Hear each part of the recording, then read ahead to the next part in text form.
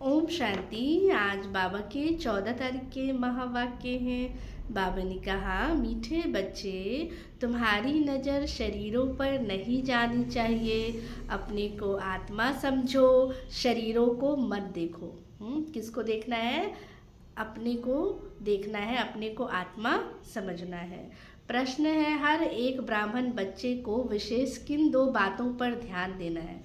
2 बातों पर बाबा ने कहा हर ब्राह्मण बच्चों को विशेष ध्यान देना है। वो क्या है? फर्स्ट पॉइंट बाबा ने कहा उत्तर पढ़ाई पर, और दूसरा है दैवी गुणों पर। कई बच्चों में क्रोध का अंश भी नहीं है। कोई तो क्रोध में आकर बहुत लड़ते हैं। बच्चों को ख्याल करना चाहिए कि हमको दैवी गुण धारण करके क्या बनना है? देवता बनना है। तो कभी गुस्से में आकर बातचीत नहीं करनी चाहिए।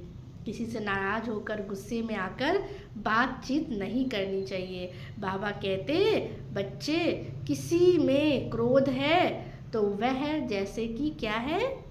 अगर क्रोध है तो जैसे कि क्या है? वो भूतनाथ भूतनाथनी है। तो ऐसे भूत वालों से तुम्हें बात भी नहीं करनी है। बाबा कहते हैं ना, अगर कोई क्रोध कर रहा है, किसी के अंदर भूत है, तो भूत के सामने अगर हम खड़े हो जाएंगे तो वो भूत भी हमारे अंदर क्या हो जाएगा? प्रवेश हो जाएगा। तो इसीलिए बाबा ने कहा, जिसमें भूत है उनके सामने खड़ा भी नहीं होना चाहिए। गीत है, तकदीर जगाकर आई हूँ। धारणा के लिए मुख्य सार, फर्स्ट पॉइंट, ज्ञान का सिमरन कर अति इंद्रिय सुख में रहना है। किसी से भी रफ टफ बातचीत नहीं करनी है। कोई गुस्से से बात करे तो उससे किनारा कर लेना है। अगर कोई गुस्से से बात करता है तो उससे किनारा कर लेना है। सेकंड पॉइंट, भगवान का वारिस बनने के लिए पहले उन्हें अपना वारिस बनाना है। पहले भगवान को अपना वारिस बनाना है। अगर हमें उनका वारिस बनना है तो समझदार बन अपना सब बाप हवाले कर ममत्व मिटा देना है। पहले बाबा ने कहा समझदार बनना है, फिर सब कुछ क्या है?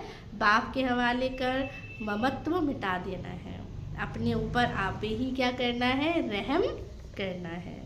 आज का वरदान, साक्षी हो ऊंची स्टेज द्वारा सर्व आत्माओं को सकाश देने वाले बाप समान अव्यक्त फरिश्ता भव। चलते फिरते सदैव अपने को निराकारी आत्मा और कर्म करते अव्यक्त फरिश्ता समझो।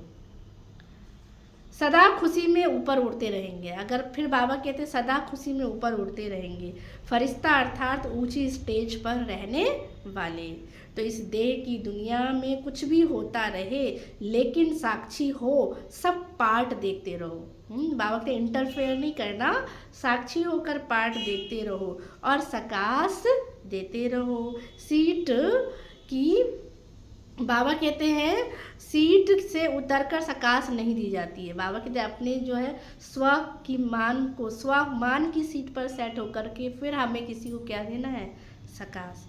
तो ऊंची स्टेज पर स्थित होकर वृत्ति दृष्टि से सहयोग की, कल्याण की सकाश दो।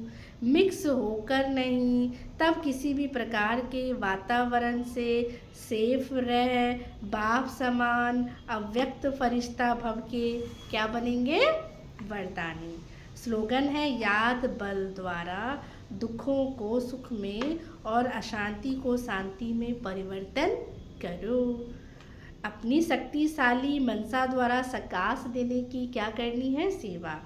तो अपनी शुभ भावना, श्रेष्ठ कामना, श्रेष्ठ वृत्ति, श्रेष्ठ वाइब्रेशन द्वारा किसी भी स्थान पर रहते हुए मनसा द्वारा अनेक आत्माओं की सेवा कर सकते हो। इसकी विधि है लाइट हाउस माइट हाउस बनना।